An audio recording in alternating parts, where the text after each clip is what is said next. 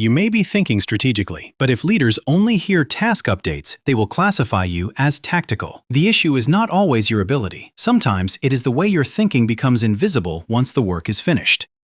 This is the frustrating pattern. You see the bigger picture, you anticipate problems, you make smart trade-offs. Then, in the meeting, your work is summarized as execution. Someone says you are reliable, fast, and detail-oriented. Useful compliments, but not the reputation you wanted. A simple way to separate the two is this. Tactical work asks how we complete the task. Strategic thinking asks why this task matters, what it changes, what it risks, and what choices it supports. Both are valuable, but they are not perceived the same way. Careers do not grow only from the quality of your private thinking. They grow from the way decision-makers understand your judgment. If your judgment is buried inside a clean deliverable, leaders may appreciate the output without noticing the level of thinking behind it. High-quality execution can actually hide strategy. When something arrives on time, with few problems, it can look easy from the outside. The smoother your process appears, the less visible your forecasting, prioritization, and risk management may become. Leaders are often scanning for signals. They do not see every decision you made. They see what you choose to mention. If you mostly mention completion, they hear task ownership. If you mention consequences, they start hearing business judgment. Completion language sounds like this. I finished the dashboard. I sent the deck. I handled the client notes. Nothing is wrong with that. The problem is that these sentences describe activity. They do not show what changed because of your choices. Consequence language sounds different. I simplified the dashboard so the team can spot late renewals earlier. I changed the deck order because the audience cares most about risk. Now you are not just reporting that work happened. You are explaining why your decisions mattered.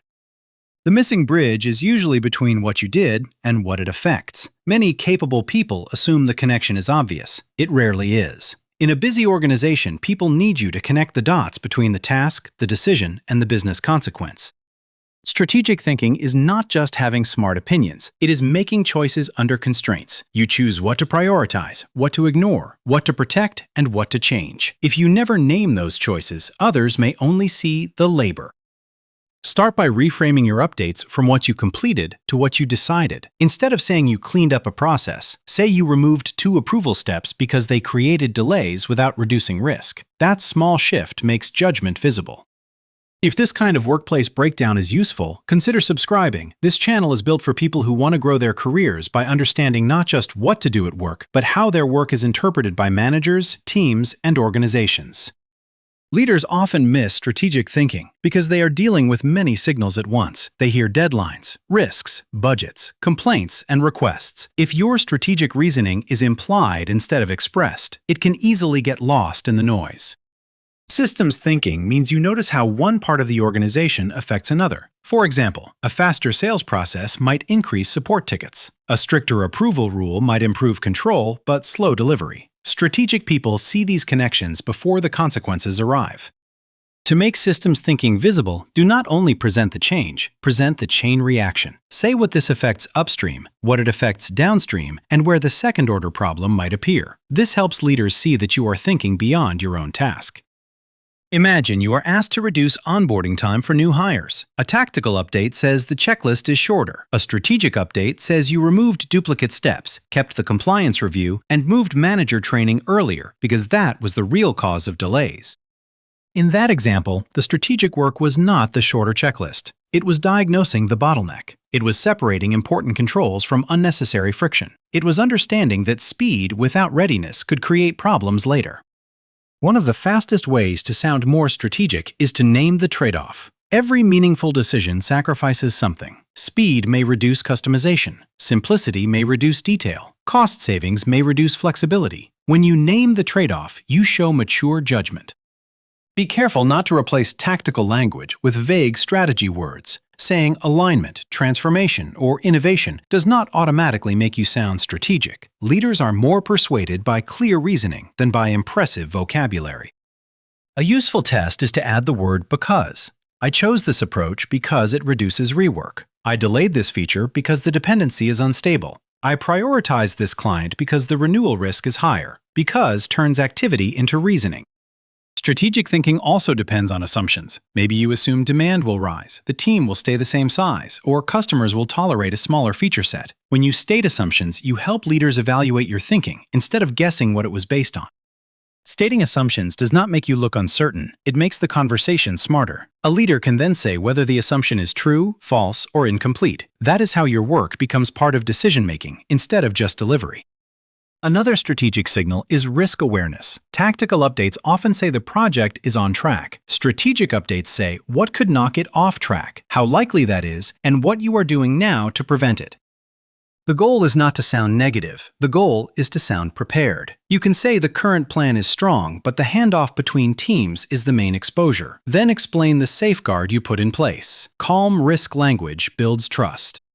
Your strategic thinking becomes clearer when you connect your work to known priorities. If leaders care about retention, margin, speed, quality, trust, or compliance, use those words honestly. Show how your decision supports the priority they already care about. A common mistake is treating every benefit as equal. If your update claims something saves time, improves quality, reduces risk, and helps morale, it may sound unfocused. Strategic communication often means choosing the most important consequence and leading with that. Before a meeting, ask yourself 3 questions. What decision did I make? What trade-off did I accept? What consequence should leaders understand? If you can answer those clearly, your update will sound less like a status report and more like judgment. During the meeting, resist the urge to explain every step. Start with the outcome, then give the reasoning, then offer the detail if people ask. This respects the leader's attention and makes the strategic layer easier to hear. After the meeting, capture the decision. A short note can say what was decided, why it was chosen, what assumptions are being watched, and what would cause a change in direction. This creates a record of strategic thinking over time. A decision trail is powerful because reputations are built through patterns. One thoughtful comment may be forgotten. Repeated evidence of sound judgment is harder to miss. Over time, people begin to associate you with clarity, not just completion. There is one important warning. Do not try to seem strategic by distancing yourself from execution. In strong organizations, strategy and execution inform each other. People trust your bigger recommendations more when they know you understand what it takes to implement them. Execution gives you evidence. It shows you where customers hesitate, where teams get stuck, where tools fail, and where policies create friction. If you treat execution as beneath you, you lose access to the real information that makes strategy practical. The goal is not to stop being dependable. The goal is to pair dependability with interpretation. Deliver the work, but also explain what the work revealed. Solve the problem, but also explain what kind of problem it really was. You can also ask your manager directly. Say that you want to be more visible for strategic judgment, not only execution. Ask which decisions they want you to frame more clearly. This turns career growth into a practical conversation instead of a guessing game. Here is a simple structure you can use. The goal was this. I chose this approach because of that. The trade-off was this. The risk I am watching is that. The next decision is this. Simple, specific, and easy to repeat. The real shift is from being seen as someone who gets things done to someone who improves the choices around what gets done. That is the difference leaders notice. Strategic thinking becomes visible when you connect action to consequence, consequence to priority, and priority to decision.